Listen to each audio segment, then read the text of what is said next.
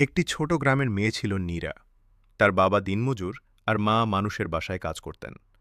সংসারে এত অভাব ছিল যে অনেক সময় একবেলা খেয়ে থাকতে হতো। কিন্তু নীরার চোখে ছিল বড় একটি স্বপ্ন। সে একদিন ডাক্তার হবে। প্রতিদিন ভোরে নীরা মাকে কাজে সাহায্য করত।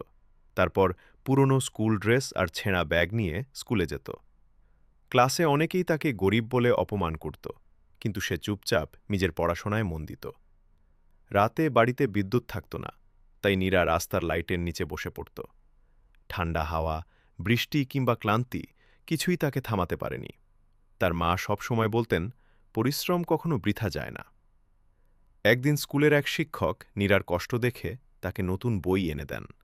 সেই দিন থেকেই নীরা আরও বেশি মনোযোগ দিয়ে পড়াশোনা শুরু করে। দিনরাত কঠোর পরিশ্রম করতে থাকে। অবশেষে পরীক্ষার ফল প্রকাশ হল। পুরো গ্রাম অবাক হয়ে গেল। নীরা জেলার মধ্যে প্রথম হয়েছে। পরে সে মেডিকেল কলেজে ভর্তি হওয়ার সুযোগ পেল।